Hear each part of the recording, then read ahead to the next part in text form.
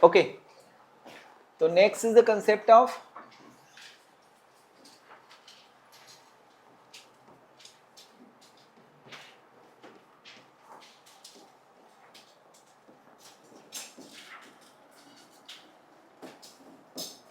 orbital velocity.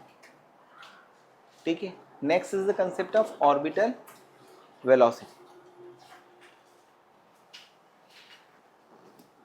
Okay, अगर हमें किसी सैटेलाइट को लॉन्च करना होता है ना, ताकि वो अर्थ के अराउंड रिवॉल्व हो, तो वो सैटेलाइट का पाथ जो है वो आइदर सर्कुलर और इलिप्टिकल होता है ना. जैसे ये हो गई हमारी अर्थ. अर्थ है, इसका मास कैपिटल एम है, इसकी रेडियस कैपिटल आर है, इसकी density rho. In order to launch any satellite, हम लोग क्या करते हैं, उस सैटेलाइट को कुछ हाइट पर ले जाकर ऑर्बिटल वेलोसिटी से प्रोजेक्ट कर देते हैं. तो ये सैटेलाइट को प्रोजेक्ट करते हैं. जब हम इस मार्कर को थ्रो करेंगे तो ये मार्कर क्या होगा, फ्रीली फॉलिंग होगा, लेकिन वो अर्थ पर आकर गिर जाएगा. आया समझ. अगर हम ज्यादा वेलोसिटी से थ्रो करेंगे तो वो क्या होगा, थोड़ी ज्यादा दूर जाकर गिरेगा. तो ऐसा ही हम लोग क्या करते हैं, किसी हाइट पर जाकर किसी सैटेलाइट को लॉन्च करते हैं. क्या करते हैं, लॉन्च करते हैं. जितनी ज़्यादा वेलोसिटी से जाएंगे उतनी दूर जाकर वो गिरेगा, लेकिन यहाँ पर ये गिरता है, गिरता है, गिरता रहता है. यानी what is satellite? Satellite are under freely falling state. Got it? Satellites are under freely falling state. आया समझ में? आपने उसको लॉन्च किया है इस तरह से कि वो गिर रही है. जो वस्तु गिरती है वो अर्थ पर आकर टकराती है, लेकिन आपने इतनी वेलोसिटी से फेंका है कि वो गिरती ही रहती है, वो टकरा नहीं पा रही, गिरती रह रही, गिरती रह रही, बस. तो satellites are under freely falling state, है ना. आया समझ में? यही एक 2007 के असर्शन रीजन का आईआईटी एडवांस में क्वेश्चन का जिसको ये पता था उसने आंसर सही करा. तो this is the first point, satellites are under freely falling state. ठीक है. The concept beyond launching the satellite is what, we have to carry the satellite up to that height and then we project it with a particular velocity in such a way that satellites are under freely falling state in a circular or elliptical path, है ना. अभी हम लोग special condition करेंगे जिसमें only circular path का रहेगा, but it may be circular और इलिप्टिकल. ये खत्म होने के बाद में मैं इलिप्टिकल पाथ के बारे में बताऊंगा. तो लिखिए, to project a satellite we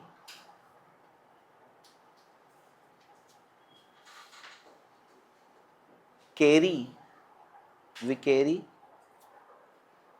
satellite up to a height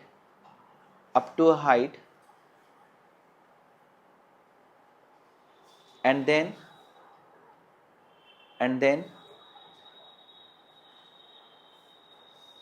project it with a particular velocity in such a way that it remains under freely falling state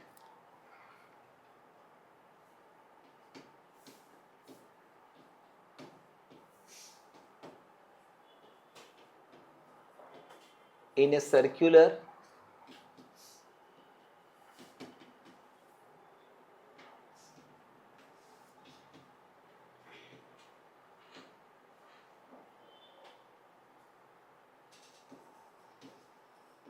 in a circular or elliptical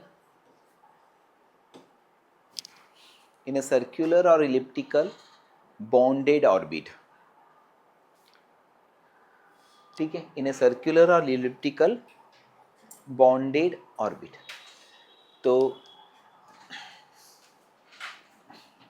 ये freely falling state and bonded, ये दोनों important point है जो कि keywords हैं satellites के.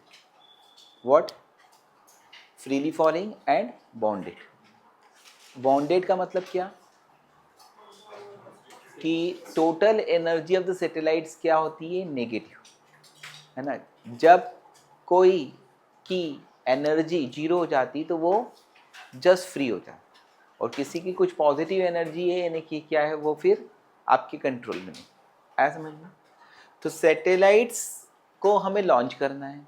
अब यहाँ पर मुझे ऑर्बिटल वेलोसिटी निकालना है for a satellite when it is at height h from the earth surface, है ना. क्या निकालना है? ऑर्बिटल वेलोसिटी निकालना है जब वो सैटेलाइट कितनी हाइट पर है? h हाइट पर. तो इसके लिए हमें क्या करना पड़ेगा?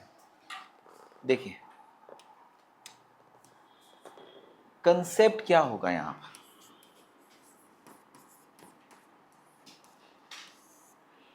क्या सैटेलाइट अंडर एक्सेलरेटेड मोशन है? सर्कुलर पाथ में है तो एक्सेलरेटेड मोशन है ना. तो satellites are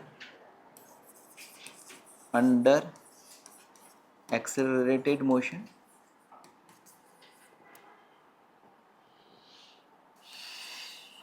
gravitational force.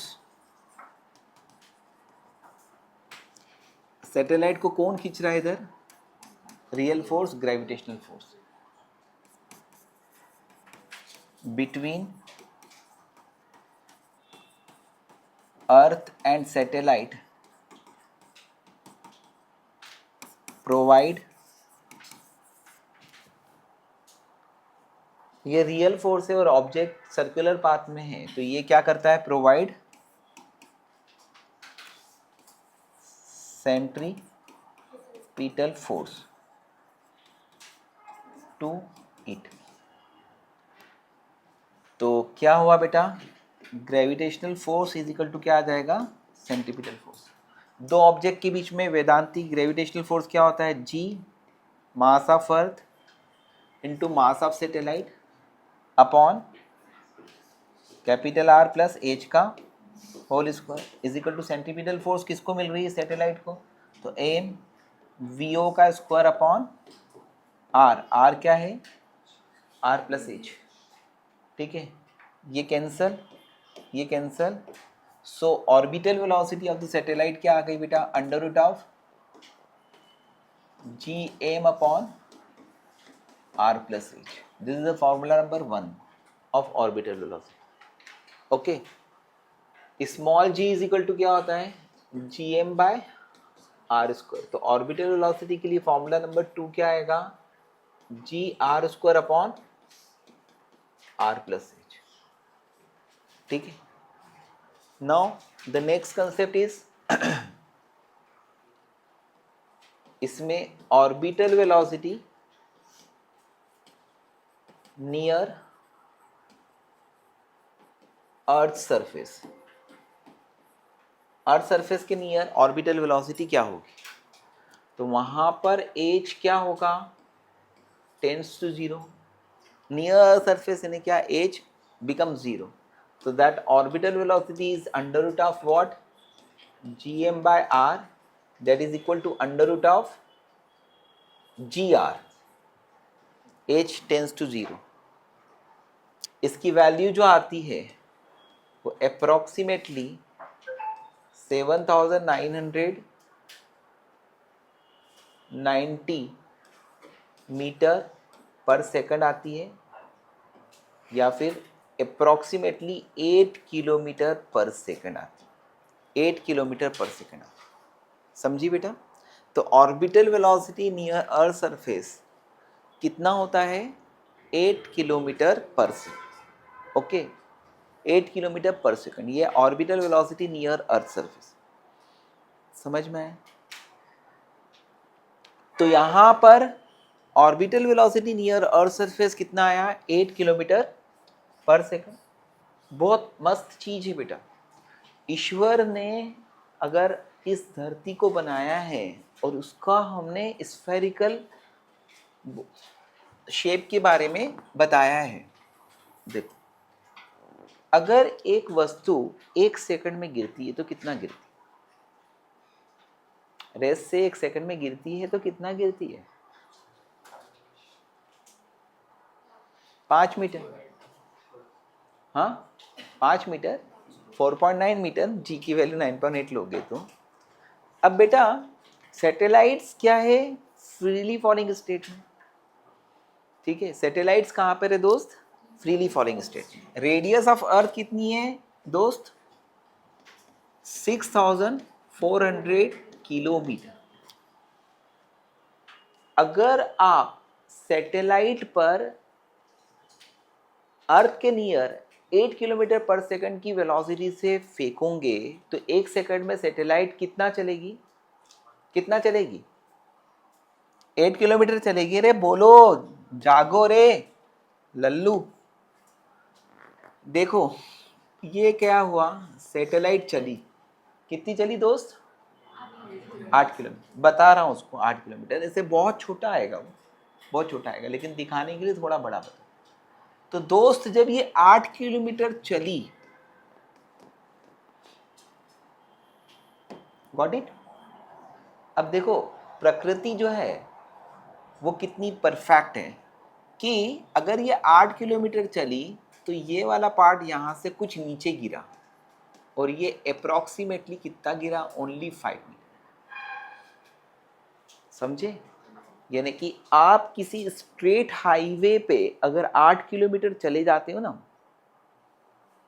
Okay, यहां पर से स्ट्रेट हाईवे शुरू हुआ, आप अगर 8 किलोमीटर चले गए, यहां से यहां तक आप 8 किलोमीटर चले गए, but it is the earth, तो आप थोड़ा नीचे चले गए। तो यहां पर अगर आप यहां से यहां पर गए तो ये डिस्टेंस जो है वो 5 मीटर का रॉड, अगर वो इधर सीधे गए आप, है ना, और यहां से एक ऐसी रॉड रखी और वहां पर आप देखोगे तो 5 मीटर वाला इंसान अगर उधर खड़ा है ना तो वो दिखेगा नहीं, उसका सिर्फ सिर वाला पार्ट देखे। Got it? क्योंकि वो पर्सन कितना नीचे चला जाता है नेचुरली? 5 मीटर। समझ में आया? 5 मीटर, 5 किलोमीटर तो बहुत ज्यादा हो जाएगा। आया समझ में? तो ये अर्थ भी इस चीज को सपोर्ट करती। आया समझ में? तो ये एक फैक्ट जो है वो इंपॉर्टेंट है। अभी मैंने आपको ऑर्बिटल वेलोसिटी क्या बताई है? फॉर्मूला बता दिया था, under root of gm upon r plus H, r into under root of g upon r plus H. अब आता है time period of revolution. Earth के एक रोटेशन का time period, that time period is equal to क्या होता है? 2 pi r, distance upon speed. तो 2 पाई r की जगह क्या आएगा? r plus H upon speed की जगह क्या आएगा? v not. If you substitute the value of v naught here, so you will get under root of 2 pi under root of what? r plus h का cube upon gm. So this is the formula of time period. आया समझ में? Time period के लिए formula क्या होगा?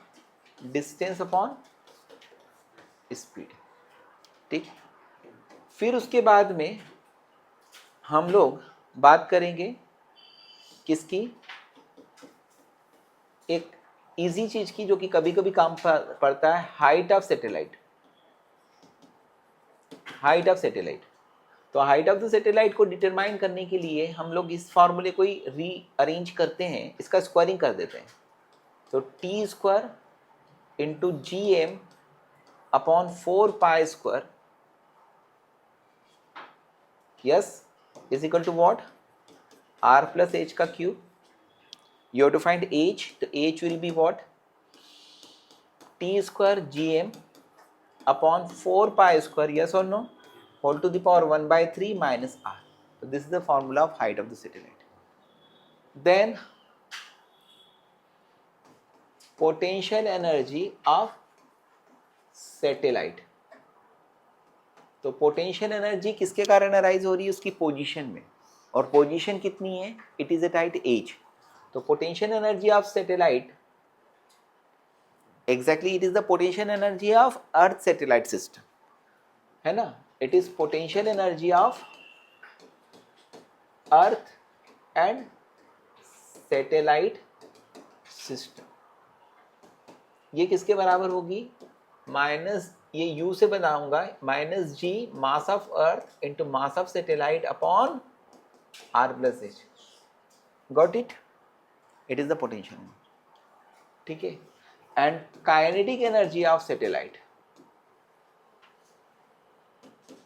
Kinetic energy क्या होगी? Half M V not square, half M V naught की जगह क्या होगा? Square G M upon R plus H. So it is fantastic. It is what? u by 2 का negative. Kinetic energy is negative of half of the potential energy. अब total energy of earth and satellite system. तो total energy is what? Potential energy plus kinetic energy. Potential energy है minus G M M upon R plus H. Kinetic energy half M V not square होगा. तो ये बचेगा क्या? Minus G M M upon twice of R plus. ठीक है, ये total energy. तो एक रिलेशन है यहाँ पर. पहली बात तो ये है कि total energy is negative. It implies that earth satellite system is bounded. आया समझ में? इसकी टोटल एनर्जी नेगेटिव है, इसलिए अर्थ सैटेलाइट सिस्टम क्या है? बाउंडेड है. अगर आपको सैटेलाइट को रिमूव करना है तो you have to supply some energy. आपको उतनी एनर्जी रिक्वायर्ड है. आपने यही चीज़ जो है वो कहाँ पे पढ़ी है? एटॉमिक स्ट्रक्चर में पढ़ी है, जब आपको ये बताया था कि इलेक्ट्रॉन न्यूक्लियस की टोटल एनर्जी क्या आती है? नेगेटिव आती है. आया समझ में? Minus 13.6 into Z square upon N square. ठीक है. तो ये एनर्जी नेगेटिव है, ये बता रहा है कि इलेक्ट्रॉन को रिमूव करने के लिए इतनी मिनिमम एनर्जी रिक्वायर्ड है. आया समझ में? जब हम एनर्जी को दे देते हैं तो वो फ्री हो जाता है वहाँ से. आ गया समझ में? अब उसके बाद में यहाँ पर टोटल एनर्जी नेगेटिव है, लेकिन इसके साथ साथ में कई बार क्या होता है कि जो क्वेश्चंस आते हैं ना उसके बेसिक्स क्या होते हैं. देखो, टोटल एनर्जी किसके बराबर है पता है? पोटेंशियल एनर्जी का हाफ. पोटेंशियल एनर्जी का हाफ किसके बराबर है पता है? Negative of kinetic. So this is the relation among potential energy, kinetic energy and total energy. If one energy is given, so we can determine the second energy. Got it? So this was the concept. जिस concept का कुछ भी difficulty नहीं है, क्योंकि it is concept सिर्फ एक ही concept पर based है, और वो क्या है कि अर्थ और सैटेलाइट के बीच में लगने वाला ग्रेविटेशनल फोर्स क्या कर रहा है? सेंट्रीपिटल फोर्स प्रोवाइड कर रहा है. तो ये theory of the satellites completed है ना, कंप्लीट हुआ. इसके ऊपर मैं कुछ क्वेश्चंस दे रहा हूँ आपको. ठीक है. अब आगे मैं दे रहा हूँ प्रॉब्लम्स. ये सेकंड है हमारा चल रहा है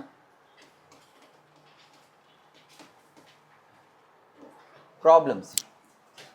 तो मैं कुछ प्रॉब्लम्स आपको दे रहा हूँ, आप अटेम्प्ट करके रखिएगा बेटा. भी पहला प्रॉब्लम है,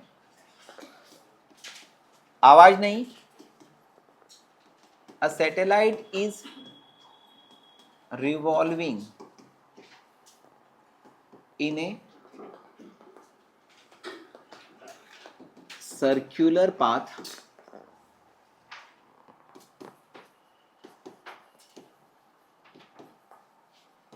a tight edge from earth's surface. Okay,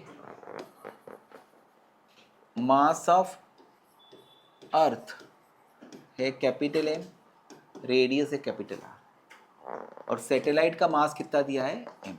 आवाज नहीं. Find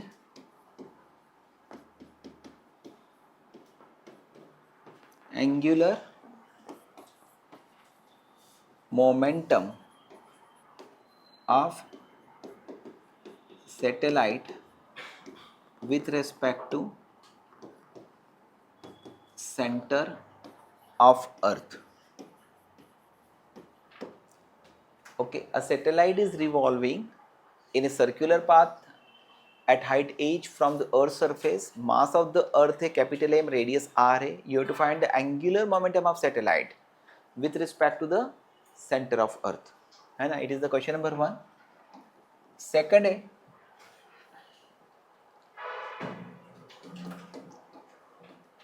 a satellite of mass m revolving around earth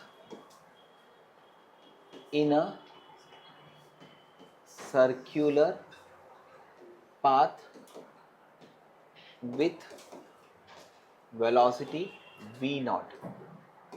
Find its potential energy. A satellite of mass m revolving in a circular path of radius of with velocity v naught. You have to find the potential energy of the satellite. ठीक है. Next question जो है वो है तीसरा question. ठीक है.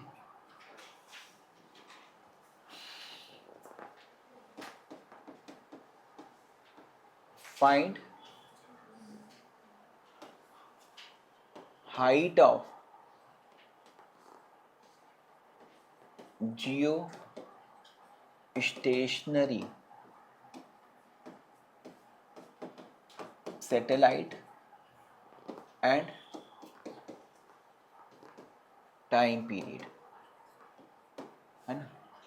आप एक जियो स्टेशनरी सैटेलाइट की हाइट निकालना है, अर्थ की सरफेस से कितनी होगी, और उसका टाइम पीरियड ऑफ रिवॉल्यूशन निकालना है. ठीक है.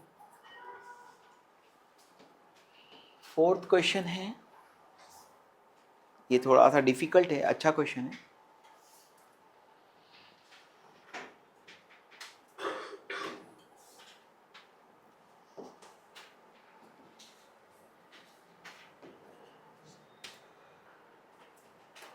अर्थ रिवॉल्व होती है बेटा किसके अराउंड, एक्सिस ऑफ रोटेशन के अबाउट, है ना. अब इसका टाइम पीरियड कितना होता है, 24 आवर्स. एक सैटेलाइट है जो कि यहाँ पर है, इसकी हाइट है 1600 kilometre from the earth surface. ठीक है. आप लोग जब स्काई में देखते हो ना, तो आपको कई बार जो है वो 2-3 घंटे में ही एक सैटेलाइट जो है वो वापस से रिवॉल्व होती हुई दिख जाती है. तो यहाँ पर एक सैटेलाइट है ना, और ये क्या है, इक्वेटर है, और इक्वेटर के यहाँ पर जो है ये अपना कल्पतरु. तो कल्पतरु अपने पाथ में घूम रहा है क्योंकि वो अटैच्ड है किसके साथ में, अर्थ के साथ.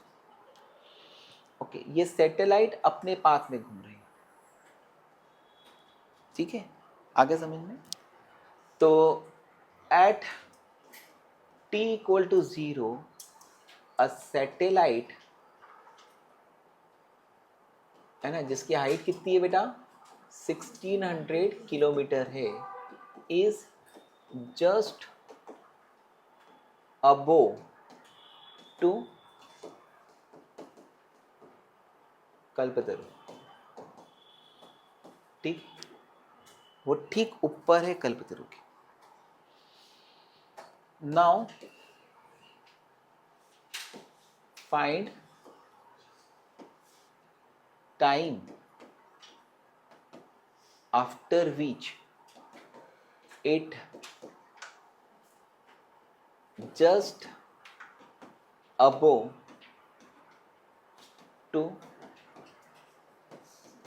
कल्पतरु अगेन। तो कितने टाइम के बाद में वो कल्पतरु के ठीक ऊपर वापस से होगा, समझ गए? तो दीज आर द 4 प्रॉब्लम्स जिसमें देखिए यहाँ पर क्या हो रहा है कि कल्पतरु जो है ना वो अपनी एंगुलर वेलोसिटी से घूम रहा है ना, और सैटेलाइट अपनी एंगुलर वेलोसिटी से घूम रहा है। यहाँ पर गिवन है कि दोनों के सेंस ऑफ रोटेशन सेम है, क्योंकि इसमें 2 तरह के क्वेश्चन बनते हैं। एक तो सैटेलाइट अर्थ ऐसी घूम रही है, अर्थ का रोटेशन कहाँ से कहाँ तक होता है, वेस्ट टू ईस्ट होता है। सैटेलाइट कैन बी रिवॉल्व, अर्थ के रोटेशन को हम अपोजिट नहीं लेंगे, लेकिन सैटेलाइट को हम कैसा घुमा सकते हैं, इधर भी घुमा सकते हैं और उसके अपोजिट भी घुमा सकते हैं। तो यहाँ पर direction of rotation of satellite क्या है, वेस्ट टू ईस्ट। ओके, अगर इसका अपोजिट होगा तो ये क्वेश्चन दूसरा बन जाएगा।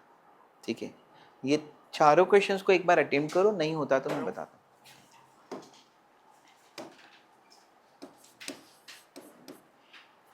A satellite of mass m is revolving in a circular orbit, जिसकी हाइट कितनी है, h है।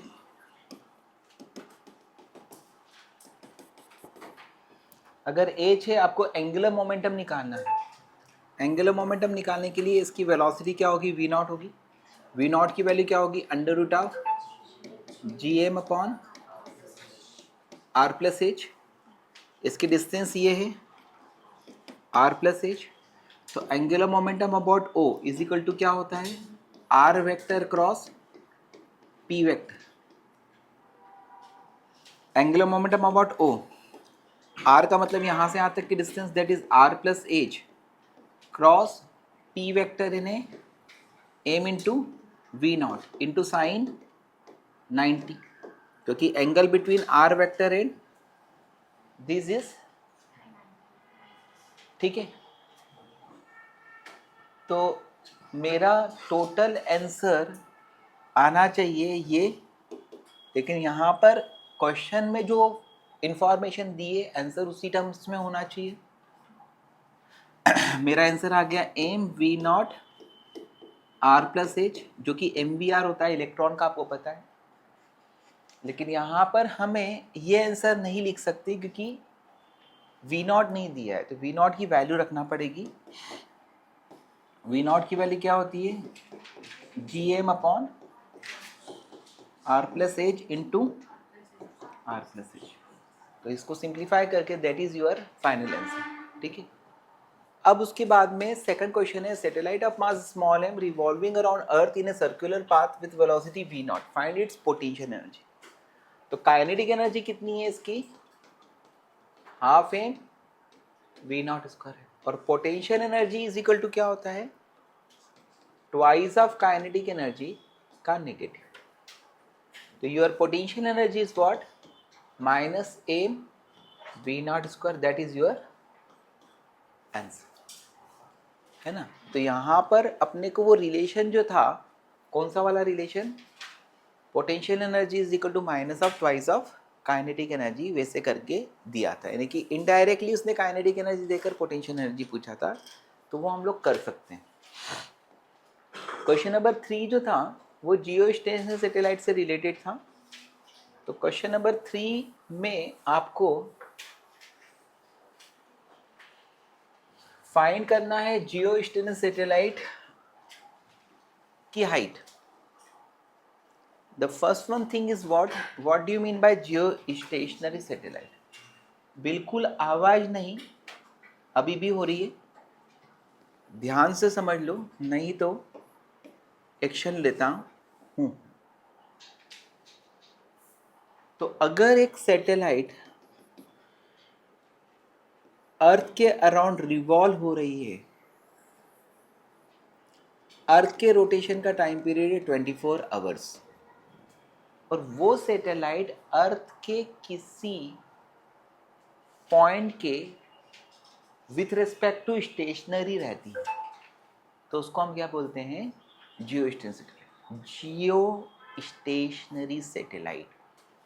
यानी कि द सैटेलाइट जो कि अर्थ के इतनी हाइट पर होगी कि उसका भी टाइम पीरियड क्या होगा? 24 आवर्स।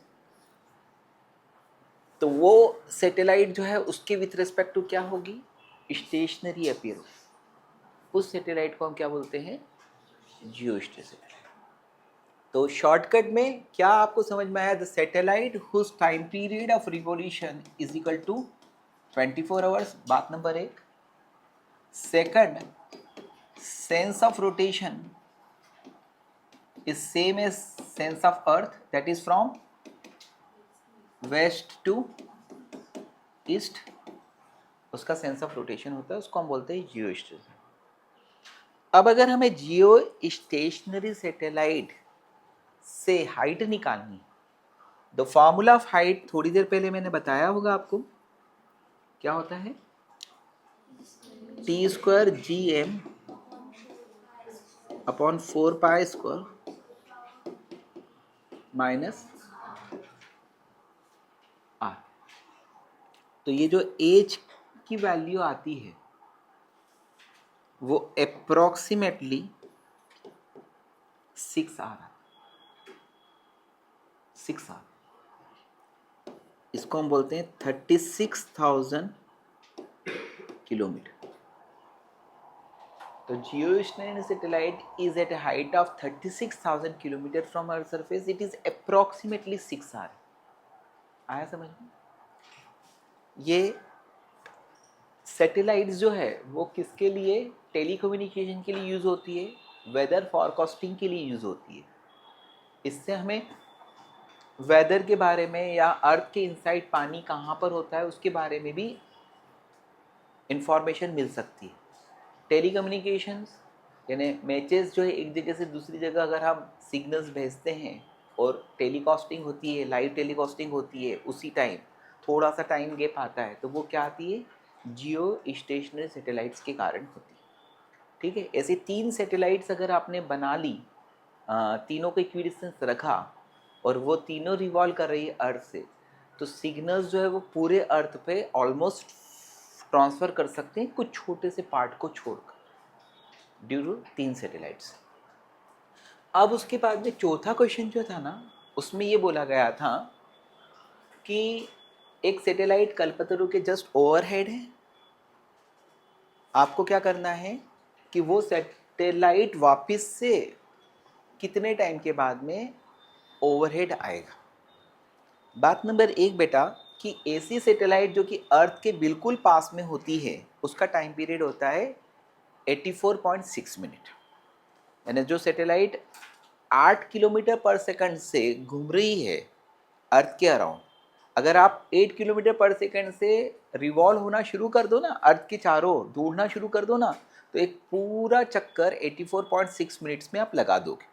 Got it? तो जैसे जैसे हम ऊपर जाते जाते हैं वैसे वैसे क्या होता है? टाइम पीरियड बढ़ता जाता है, और टाइम पीरियड बढ़ते बढ़ते बढ़ते बढ़ते जब आप 36,000 किलोमीटर की हाइट पर चले जाओगे तो आपका टाइम पीरियड क्या हो जाएगा? कितना हो जाएगा? 24 आवर्स। तो इसका मतलब ये है कि इसका टाइम पीरियड अगर T1 है और अर्थ का टाइम पीरियड कितना है? T, तो ज़्यादा कौन फास्ट घूम रही है? सैटेलाइट्स। सैटेलाइट्स का टाइम पीरियड कम है, यानी कि सैटेलाइट फास्ट घूम रही है ना। अगर मान लीजिएगा कि एक बस चलती है और एक ट्रक चलता है ना, अगर हम एक सर्कुलर पाथ में इसको घुमा रहे हैं और बस की स्पीड ज़्यादा है और ट्रक की स्पीड कम है, तो ट्रक थोड़ा सा चलेगा, बस जो है घूमकर पूरा चक्कर लगाकर फिर ओवरटेक कैसे करेगी? जब वो भी थोड़ा आगे आ जाए। तो माय डियर फ्रेंड्स, यहाँ पर आपको ये बोला है कि कल्पतरु के ठीक ऊपर है T = 0 पर। Got it? अब अर्थ का स्पीड कम है तो इसलिए अर्थ जो है वो यहाँ से यहाँ तक पहुँच जाएगी, कितना, थीटा। लेकिन सैटेलाइट, उसको ओवरहेड आने का मतलब ये है कि सैटेलाइट कितना घूम गई, 2 pi plus theta. Why, because satellite fast revolve हो रही है। अर्थ यहाँ पर है, सैटेलाइट यहाँ पे, दोनों साथ में है, ये धीरे धीरे जा रही है और ये फास्ट जा रही है, तो ये पूरा एक चक्कर लगा देती है। तो पूरा एक चक्कर लगाने का मतलब 2 पाई रेडियन नहीं घूमना, वापस से ओवरहेड आने का मतलब 2 पाई प्लस थीटा एंगल घूमना, क्योंकि टी टाइम में अर्थ कितना एंगल घूमी, टी एंगल। समझ में है? तो कंसेप्ट इज दिस। अब यहां पर angular velocity of earth omega है और angular velocity of satellite omega ऐसे टी है ना। तो थीटा इज इक्वल टू क्या होता है, ओमेगा इंटू टी होता है। थीटा किसका, अर्थ का, वो क्या होगा, omega of earth into T. और इतने टाइम में सैटेलाइट कितनी घूमी, 2 pi plus theta is equal to क्या होगा, omega of satellite into T. नहीं समझे? Theta is equal to omega T होता है। तो एंगल जो अर्थ घुमा वो इतना है और सैटेलाइट जो घुमा वो एंगल कितना होगा, 2 pi plus theta of earth.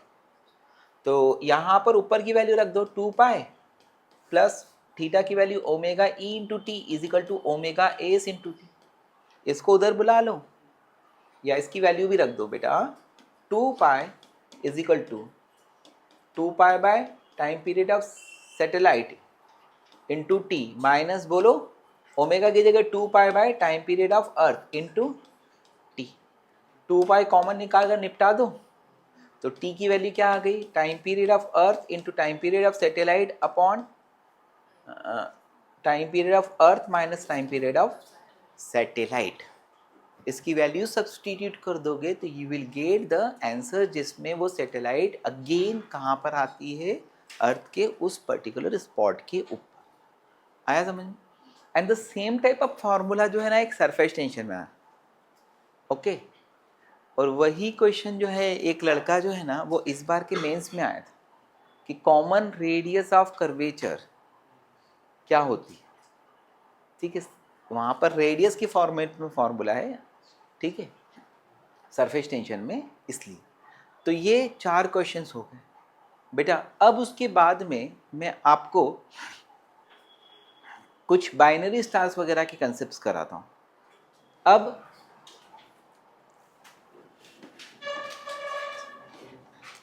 Concept of binary star, concept of binary star, ठीक है। तो बाइनरी स्टार का कंसेप्ट क्या होता है, देखिए ये 2 स्टार्स है ना, इसका मास एम है, इसका मास एम है और दोनों के बीच की डिस्टेंस है डी। ठीक है, कंसेप्ट ऑफ बाइनरी स्टार क्या होता है, ये 2 स्टार्स हैं, दोनों के मासेस इक्वल है और दोनों के बीच की डिस्टेंस क्या है, डी। अगर ये बोला जाता है कि both are revolving in a circle due to their mutual gravitational force, देखा जाए तो इन दोनों के बीच में gravitational forces equal and opposite लग रहे हैं, ये एक दूसरे से दूर आना चाहिए, लेकिन वहां पर वो फोर्स उनको खींचता नहीं है, उनको क्या देता है, सेंट्रीपिटल फोर्स देता है, यानी कि वो खींचता नहीं है, वो क्या कर रहा है, डायरेक्शन चेंज कर रहा है। आया बेटा समझ में? तो यहां पर हम इसको v0 और इसको v0 वेलोसिटी देते हैं तो ये इसको सेंटीमीटर फोर्स रिक्वायर्ड हो जाएगा, वो किसके बराबर होगा, mv0 स्क्वायर अपॉन r, और इससे ये दोनों उनके कॉमन सेंटर ऑफ मास के अबाउट क्या होंगे, रिवॉल्व होंगे। समझा? मतलब ये यहां तो वो वहां, ये यहां तो ये यहां। Got it? Got it? ये यहां तो ये यहां, इस तरह से ये रिवॉल्व। तो ये कब है, जब दोनों के मासेस सेम है, दोनों की रेडियस, दोनों के बीच की डिस्टेंस हमेशा कांस्टेंट रहती है, तो दोनों के कॉमन सेंटर ऑफ मास के अबाउट रिवॉल्व हो। इन दोनों के ट्रैक सेम है, इन दोनों के ट्रैक सेम है, इन दोनों की स्पीड सेम है, और इन दोनों की एंगुलर वेलोसिटी सेम। अगर हम यहां पर यह कल्पना करते हैं कि एक का मास ज्यादा और एक का मास कम है, ओके, इसका मास है मैंने मान लिया 3m, इसका मास मैंने मान लिया m। नाउ दोनों के बीच की डिस्टेंस क्या है, सेम है, that is always d। Okay, अब ये दोनों क्या करेंगे, इनके कॉमन सेंटर ऑफ मास के अबाउट घूमेंगे, तो यहां से यहां तक की डिस्टेंस क्या होगी d1, और यहां से यहां तक की डिस्टेंस क्या होगी d2। ये इस सेंटर के अबाउट घूमेगा इस पाथ में, ये इस सेंटर के अबाउट घूमेगा d2 रेडियस के सर्कुलर पाथ में, तो इसका पाथ ऐसा है, समझ में। अब ये दोनों गाना गाते जाएंगे, जाने जा ढूंढता फिर रहा हूं तुझे रात दिन मैं यहां से वहां, तुझको आवाज दो मैं हूं कहाँ, तो वो बोलता है मैं यहाँ, तो ये बोलती मैं यहाँ, फिर वो बोलता है मैं यहाँ, तो ये बोलती है मैं यहाँ, मैं यहाँ तू कहाँ, मैं यहाँ। समझ में है। इसकी स्पीड है v1, इसकी स्पीड है v2, इसकी स्पीड है v1, इसकी स्पीड है v2। तो अभी यहाँ पे दोनों में, दोनों के बीच की डिस्टेंस क्या है, हमेशा d, and both are revolving in a different circular paths, but दोनों का, इसका एक रिवॉल्यूशन जो है उसमें इसका भी एक रिवॉल्यूशन होता है, इसकी एंगुलर वेलोसिटी और इसकी एंगुलर वेलोसिटी क्या होती है, सेम होती है। आया समझ में। तो जब दो ऑब्जेक्ट्स मिलकर बाइनरी स्टार बनाते हैं और दोनों रिवॉल्व होते हैं, तो दोनों कहाँ पे किसके अबाउट रिवॉल्व होते हैं, their common centre of mass. दोनों की एंगुलर वेलोसिटी और टाइम पीरियड क्या होता है, सेम होता है, बट देयर सर्कुलर पाथ जो हैं वो डिफरेंट डिफरेंट होते हैं। ठीक है, दोनों की स्पीड्स क्या होती है, अलग अलग होती है। आया समझ में। अगर अर्थ और मून के सिस्टम की बात करेंगे ना, तो अर्थ का मास जो है बहुत बहुत ज्यादा है। ठीक है, तो ये जो दोनों सिस्टम है, अगर एक का मास बहुत ज्यादा है, दूसरे का मास बहुत कम है, तो उसमें जो बहुत ज्यादा मास वाला है ना, वो भी क्या कर रहा है, सर्कुलर पाथ कर रहा है। आप लोगों को क्या सिखाया जाता है कि ये न्यूक्लियस रेस्ट में और इलेक्ट्रॉन रिवॉल्व में, आपको क्या सिखाया जाता है, न्यूक्लियस रेस में और इलेक्ट्रॉन रिवॉल्व होता है। ये कौन ने बताया था, बोर ने। लेकिन बोर्स में मॉडिफिकेशन है ना, और वो मॉडिफिकेशन क्या है कि nucleus is also in circular motion in a circular orbit of very small radius. ठीक है, तो बेसिकली है क्या कि ये न्यूक्लियस और ये इलेक्ट्रॉन, इसमें ये न्यूक्लियस जो है एक बहुत छोटे सर्कुलर पाथ में घूम रहा है, और इलेक्ट्रॉन भी एक सर्कुलर पाथ में घूम रहा है। तो न्यूक्लियस इज नॉट स्टेशनरी। जब न्यूक्लियस के मोशन को कंसीडर करते हैं तो एक मॉडिफिकेशन आता है बोर्ड्स पोस्टुलेट। समझ में आया। उसके जितने भी फॉर्मूले ना, उसमें मास ऑफ इलेक्ट्रॉन की जगह क्या आ जाता है, रिड्यूस मास आ जाता है, वो करेक्शन। तो my dear friends, concept of binary star आपको थ्योरेटिकल अप्रोच समझ में आ गया। ठीक है, अब इसके बाद में इसके क्वेश्चंस। तो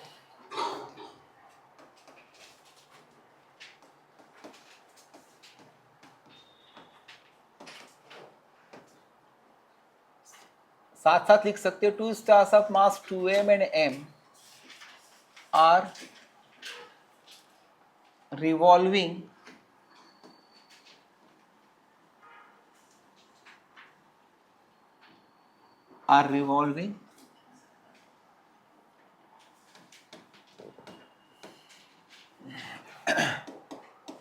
in a circular path in such a way that distance between them always remains d। दो स्टार से एक का मास ए में, दूसरे का मास 2a में, दोनों के बीच की डिस्टेंस हमेशा क्या रहती है, d रहती है ना। आपको फाइंड करना है पहला एंगुलर वेलोसिटी, है ना। दूसरा आपको फाइंड करना है एंगुलर मोमेंटम ऑफ स्मॉलर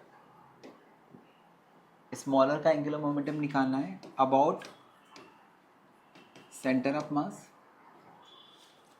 और तीसरा निकालना है angular momentum of smaller divided by angular momentum of bigger about centre of mass. Angular momentum of smaller upon angular momentum of bigger about centre of mass. ठीक है। Question number 2 है,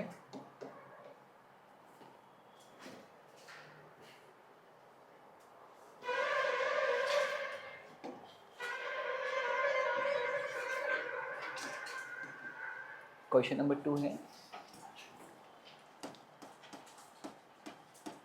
3 stars of mass small m each, 3 stars are mass m each are revolving in a circular path of radius capital R in such a way that they always remain in a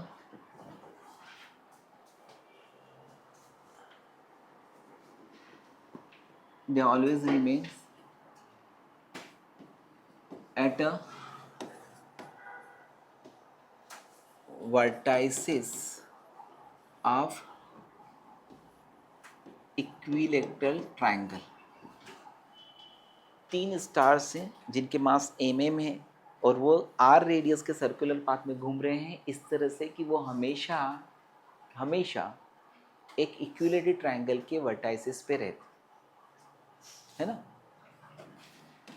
find करना है velocity of any one, किसी एक की velocity निकालना। And the same question जो है वो 4 stars के लिए भी होता है। थोड़े दिन पहले आप लोगों को 4 पार्टिकल्स दिए थे, किसी स्क्वायर के वर्टाइसेस पर रखे थे और बोला था कि किसी एक पे नेट फोर्स निकालो। वो एक पर नेट फोर्स जो है वो सेंट्रीपिटल फोर्स प्रोवाइड करता है और उसको सॉल्व कर लेते हैं। इस तरह से करना है। आप ये 2 क्वेश्चन अटेम्प्ट करो पहले, नहीं तो होता है तो मैं बताता हूँ। यहाँ पर इन दोनों के बीच की डिस्टेंस, दूसरा वाला मास इंटू दोनों के बीच की डिस्टेंस अपॉन दोनों के मास का सम, यानी कितना आएगा d/3 और ये आएगा 2d/3। तो ये मैं ऑलरेडी बता चुका था कि ये d/3 रेडियस के सर्कुलर पाथ में घूमेगा, ये 2d/3 के रेडियस के सर्कुलर पाथ में घूमेगा। और उसके बाद में मुझे इन दोनों की एंगुलर वेलोसिटी सेम है। बेटा अब आता है मैथमेटिकल पार्ट। तो मैथमेटिकल पार्ट क्या बोलता है कि किसी एक का जो ग्रेविटेशनल फोर्स लग रहा है वो इसको सेंट्रीपिटल फोर्स प्रोवाइड कर रहा है। तो 2m पर अगर मैं बताता हूं ना तो क्या होगा, gravitational force between them is equal to centripetal force. वही कंसेप्ट अभी भी लग रहा है। ग्रेविटेशनल फोर्स किसके बराबर आएगा दोनों के बीच में, g 2m into M upon D square is equal to 2m को जो सेंट्रीपिटल फोर्स मिलेगा वो किसके बराबर होगा, 2m वेलोसिटी ऑफ दिस यानी v1 का स्क्वायर अपॉन r क्या आएगा, शाबाश d/3, उसकी रेडियस d/3 है।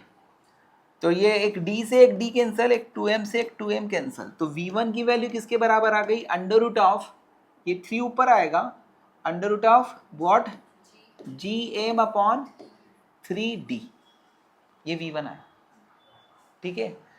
अब उसके बाद में अगर आपको बोला है ओमेगा, तो ओमेगा इज इक्वल टू क्या होगा पता है, दोनों की एंगल वेलोसिटी सेम होगी, ओमेगा बराबर होगा v1 upon r d/3,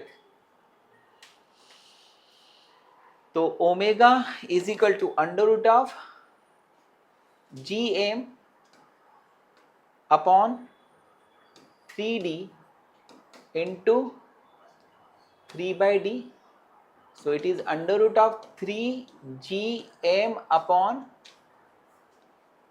d cube, got it. इसको अगर पूरा अंडर रूट में ले गया तुम्हें, ये ओमेगा है।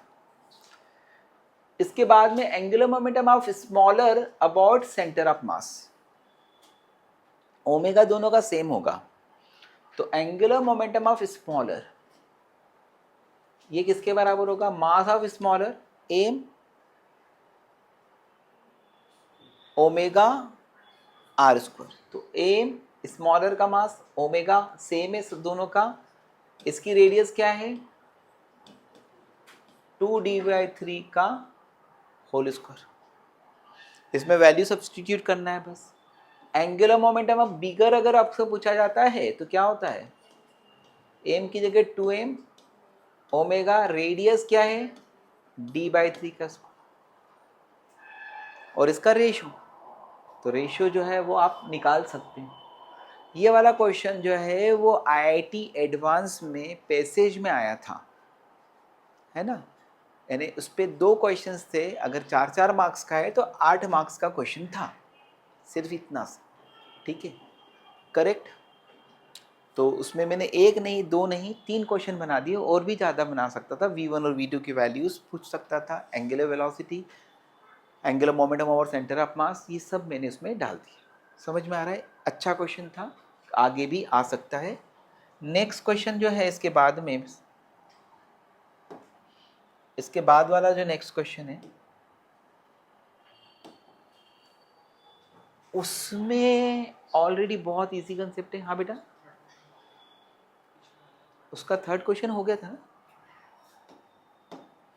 थर्ड क्वेश्चन है angular momentum of smaller is to angular momentum of bigger, तो ये बोला ना एंगुलर मोमेंटम का रेशियो निकालना है, ठीक है। यस बेटा, ये इस टाइप के क्वेश्चन जो है वो 3 पार्टिकल के या 4 पार्टिकल के आपसे पूछे जाते हैं। तो जब 3 पार्टिकल का आपसे क्वेश्चन पूछा जाएगा तो ये देखिए आपका विजुअलाइजेशन ऐसा होना चाहिए, क्वेश्चन ये दिया हुआ है कि 3 स्टार्स है, कितने स्टार्स हैं, 3 स्टार्स है या 3 पार्टिकल्स हैं बेटा, तीनों हमेशा किसी इक्विलेटरल ट्रायंगल के वर्टाइसिस पे लाई करेंगे और तीनों क्या होंगे, रिवॉल्व होंगे, perfect, in a circle of radius R, ठीक है, तीनों एक सर्कल में घूम रहे हैं जिसकी रेडियस क्या है बेटा, आर है। तो वाई दे आर रिवॉल्विंग, क्योंकि अगर ये ए है, ये बी है और ये सी है, ओके बेटा, तो ए इस पे फोर्स इधर लगा रहा है, सी इस पे फोर्स इधर लगा रहा है, force exerted by A and force exerted by C on B is same and that is equal to what, gm square upon ये डिस्टेंस का स्क्वायर। अब चूंकि क्वेश्चन आर के फॉर्म में दिया है तो आप इस डिस्टेंस को आर के फॉर्म में निकाल लोगे तो बेटर होगा, बिल्कुल आवाज नहीं, ये एंगल है 30 डिग्री, ये है आर, तो यहाँ से यहाँ तक की डिस्टेंस होगी आर कॉस 30, यानी कितना, √3r/2, तो यहाँ से यहाँ तक की टोटल डिस्टेंस क्या होगी, √3r, है ना, तो ये डिस्टेंस क्या आ गई √3r का होल स्क्वायर। कई बार ये बोला जाता है कि ये तीनों एक इक्विलेटरल ट्रायंगल के वर्टाइसेस पर है जिसकी साइड कितनी है, a है। तो उस समय में r निकालना पड़ता है, और r दिया है तो अपने को क्या निकालना पड़ता है, साइड निकालना पड़ता है। अच्छा, ऑलरेडी हम इस तरह के क्वेश्चन कर चुके हैं कि तीन पार्टिकल्स अगर किसी इक्विलेटरल ट्रायंगल के वर्टाइसेस पर रखे होते हैं तो किसी एक पर लगने वाला नेट फोर्स किसके बराबर होता है। तो नेट फोर्स ऑन बी किसके बराबर होगा बेटा, √, बोलो, FA स्क्वायर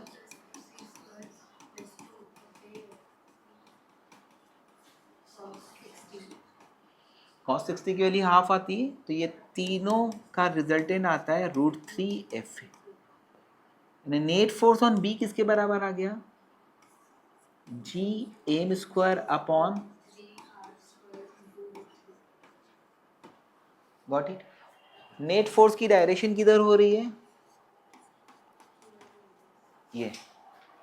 अब net force is equal to क्या होता है, सेंट्रीपिटल फोर्स। ऑलरेडी ये क्वेश्चन तो हमारे शीट में भी है, डीपीपी में भी है। उस समय भी मैंने बताया था कि ये बाद में मैं वापस से लूंगा। तो net force on B is equal to क्या आएगा, centripetal force. It is what, Gm² upon √3r² is equal to mv²/r की जगह r ही आएगा, ये कैंसिल। तो what is velocity, √of Gm upon √3r। This is your answer. And इसी type का क्वेश्चन जो है वो 4 पार्टिकल्स के लिए पूछा जाता है। ये चारों पार्टिकल हमेशा किसी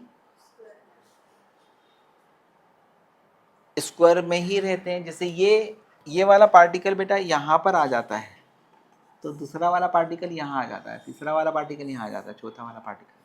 और इस तरह से ये क्या होते हैं, ये तीनों क्या करते रहते हैं, ऐसे रिवॉल्व होते हैं। Got it. तो ये टाइप ऑफ प्रॉब्लम जो है वो किसका है, ऑर्बिटल वेलोसिटी के लिए है, ठीक है। अब उसके बाद में एग्जैक्टली प्लैनेटरी मोशंस वगैरह जो है ना, उसके लिए उसमें आप लोगों को लॉन्चिंग ऑफ सैटेलाइट का कंसेप्ट जो है वो आता है, ठीक है। बट अभी के लिए इनको, ये वाले टॉपिक्स बहुत इजी है, रोज प्रैक्टिस करते रहोगे तो तुम एग्ज़ाम में जो है ना बहुत अच्छा स्कोर कर सकते हो। लेकिन पहले ग्रहण तो करो तुम ठीक तरह से, ठीक है। सिर्फ कॉपी करने से कुछ नहीं होता है। कई कई बच्चे जो है ना वो क्लास में फोकस होकर सुनने के बाद में उन्होंने बहुत अच्छे स्कोर करे।